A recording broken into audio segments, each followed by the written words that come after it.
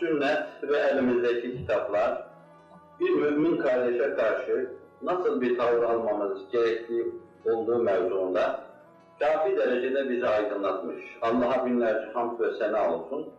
Bizim bugün yürüdüğümüz yol şehrattır, asfalt gibi bir yoldur. Ne yoldan sapmaya ne de şaşırıp yolda kalmaya, hani buna sahip olabilecek herhangi bir sebep yoktur Allah'ın inayetiyle. Işık karanlıktan ayrıldığı gibi her şey ayrılmış, birbirinden tefrik edilmiştir. فَمَا دَ بَعْدَ الْحَقِّ اِلَّا الضَّلَالِ Artık bundan sonra, bu yoldan sonra varsa bir sapıklık vardır. Ötesinde başka şey görmüyoruz. Bu noktadan ben arz edeceğim şeyleri arz edeyim. Az inhiraf etmiş, her nasılsa bize soğumuş kardeşlerimiz vardır. Her seviyede oluyor bu. Bir mümin kardeşimiz dediğimiz bir kardeşimiz hakkında, bir mümin hakkında bir şey denir mi denmez mi, dinin bu mevzuda açık seçik beyanları vardır. Mümin gıybet edilmez. O kadar edilmez ki öyle bir gıybeti, ölü eti yemeye benzetiyor Kur'an-ı Kerim. Ha almış, onun etini dişlemişsiniz, ha da onu küçük gösterici, küçük düşürücü, kınayıcı, tırpalayıcı mahiyette hakkında sözler sarf etmişsiniz. İkisi birbirine müsavidir. Ha etini kazanda kaynatmış yemişsiniz, bağışlayan yamyamlar gibi, ha onu çekiştirmişsiniz. Hiç farkı yoktur bunun. O mevzu belli noktalarda tecviz ediliyor. Bence ne semtine gitmeli ne de onu kullanmalı. Bize ait, size ait meseleler değil onlar. Bir mümin kardeşimizi çekiştirmeden, yılandan, akrepten, çıyandan kaçıyor gibi kaçınmalıyız. Bu mevzuda bir şey demeyeceğim. Çok duymuşsunuz, malum idam olacak benim. Yalnız bir iki husus var, sualin içinde de ona temas ediliyor. Bunlardan bir tanesi şudur, biz bir mümin kardeşimizi, hususuyla az buçuk sürçmüş de bir mümin kardeşimizi, cemaatlerimiz içine arz edildiği şekilde katılmayan bir mümin kardeşimizi çekiştirdiğimiz zaman sualde belirtildiği gibi bugün olmasa bile yarın dediğimiz, düşündüğümüz şeyler onun kulağına gidecek ve onu iyice uzaklaştırmış olacağız. Hafizan Allah belki bir hak yolun aleyhinde bulunacak. Ben bu türlü ruhu azgınlaştırılmış bazı arkadaşlar biliyorum ki biz azgınlaştırmışız. Mesela daha evvel cansiperane kavga verdiği bir dava için diyor ki ne oluyor sanki yani evlerde duruyorsunuz da, ev açıyor, talebe koyuyorsunuz da. Yani uğrunda cansiperane mücadele verdiği bir şeyi hafife alıyor artık. Çünkü insan içinde bulunmadığı şeyi çok defa hafife alır. Kendi yapamadığı şeyleri kınar çok defa. Binaenaleyh bir arkadaş uzaklaşmasıyla mefsuden mütenasip olarak davanın aleyhinde olmasını beklemek lazım. Onun acı kaderi, yüzüne ekşi ekşi bakan talibi olarak beklemek lazım onu. Mukadderdir yani. Bu mevzuda İslam'ın düşüncesi şudur, Efendimiz küsen, çekilen, bir kenara giden, aktivitesini yitiren, hiçbir insanın hakkında tek kelime konuştuğunu bilmiyoruz. İşte siyer, işte tarih kitapları göstersinler, arkadaşlarından bir tanesi hakkında konuşuyor desinler. O kadar konuşmuyor ki, kendi içinde Abdullah İbn Übey İbn Selul'un münafık olduğunu bildiği halde, kendi arkadaşlarının aleyhinde bulunmuş bir insan durumuna düşmemek için, Hz. Ömer'in bütün ilhak ve ısrarına rağmen, münafıkın namazını mı kılacaksın? Ve bir başkasının, ya Resulallah öldürmez misin bunu? Münafıklık yapıyor. O pak tahirattan, ezvacı tahirattan Ayşe validemize çamur atıyor. Ashab arasına nifak atıyor ve bunlar biliniyor. Hz. Muhammed ashabını öldürtüyor, dedirtmez diyor. Arkadaşlarına bu kadar sadık. Arkadaşlarını kınayan insan durumuna düşmemiş, ayıplamamış. Kimin arkasındayız? Kimin yolunda yürüyoruz? Hangi aydınlık içinde aydınlık kapıya doğru gidiyoruz? Nerede gidilirse Allah'a ulaşılır. İşte Hz. Muhammed bu sallallahu aleyhi ve sellem yolu da budur. Aydınlık yolu.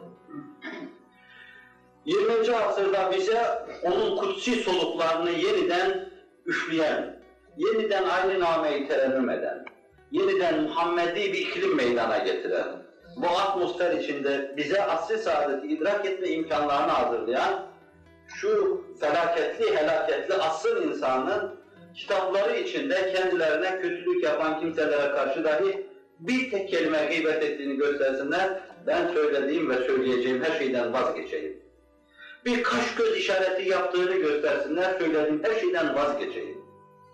İnanmış insanları idare etme işine kalktığını göstersinler, söylediğim ve söyleyeceğim her şeyden vazgeçeyim dememiştir. Çünkü mümin olunca Allah nezdinde birbirimiz öyle bir irtibata vesile oluyor ki, bu irtibat hiç de hafife alınacak bir irtibat değildir.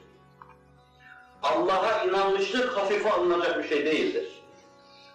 Mahşerde defterini sağ elinden almışlık hafife alınacak bir iş değildir. Sırat-ı berkatif gibi geçme, Aleyhisselatü Vesselam'ın arkasında olma, zulmet ve nur farklılığı içinde orada ehli küfürden ayrılma keyfiyeti hafife alınacak bir şey değildir. Binaenaleyh bu noktadan kardeşlerimizi çekiştirmeden, onlar hakkında menfi düşünmeden, yılandan, şiyandan kaçtığımız gibi kaçma mecburiyetindeyiz. Bir de bu tarafı var meselenin. Bunu da yine dikkat, teyakkuz ve hassasiyetinize havale ediyorum. Bir diğer tarafı da şudur. Her inhiraf eden arkadaş suçluluk ruh haleti içine girer. Biz de onları açık ve kapalı kusurunu gördüğümüz sürece uzaklaşırlar. İttiham faslı başlar daha sonra. Hatta bazılarında misalleri görülmüştür, onların doğrudan doğruya o cepheye karşı çıkma faslı başlar. Ve peyderpey biz acemiliğimizde, hizmette, amatörlüğümüzde kendi kardeşlerimizi cepheden uzaklaştırmış oluruz. Belki bunlar görülüp gözetiliyor, kontrol ediliyor. Bu işleri yeniden yapmasına imkan verilmiyor. Ama cephede bunlar yapılmıyor. Neden? Hayat tatlıdır. Ya öbür tarafa geçerse? Hafizen Allah belli bir hissin mağlubu olarak ya imandan vazgeçerse, ya hasımların cephesinde yerini alırsa, İslam'ın felsefesi budur yani. Binaenaleyh inhiraf etmiş, sürçmüş, üzerine çamur sıçramış bir kardeşimiz hakkında düşünürken çok civarmerce düşünme mecburiyetindeyiz. Ne deriz ona? Allah razı olsun, sen güzel yapıyorsun hakikaten. İşin içinde zahiren görünmüyorsun. Fakat manen güçlü bir omuz olarak sen bu işin içindesin. Yanına sokulacak merhaba diyeceksiniz. Belli ruh haletiyle o inhiraf etmiş, o çizgiye gelmiştir. Sen güzel hareket ediyorsun diyeceksiniz. Suçluluk ruh haletini hissetmeyecek içinde. Tedbirli hareket ediyorsun. Keşke biz de böyle yapsaydık diyeceksin. İsabetli olduğunu söyleyeceksin onun. Kınamayacak, yüzüne vurmayacaksın. Kendisini suçlu hissettiği sürece kaçar senden. Onunla dostluğumuzu devam ettireceğiz. Onu kendisine ileride bir şeyler söyleyebileceğimiz seviyede tutacak, koruyacağız. Küstürmeyecek, kaçırmayacağız. Bugün korku onu bir kenara itmiş olabilir. Bugün makam hırsıyla belli duygular onu bir kenara itmiş olabilir. Bugün tamah onu bir kenara itmiş olabilir. Bugün daha başka mülahazalar onu bir kenara itmiş olabilir.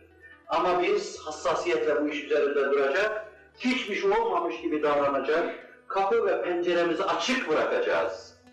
Bir gün o bize gelip diyecek ki, o gün siz bunu yaptınız, haklıymışsınız. Biz ona diyeceğiz ki, sen haklısın şimdi.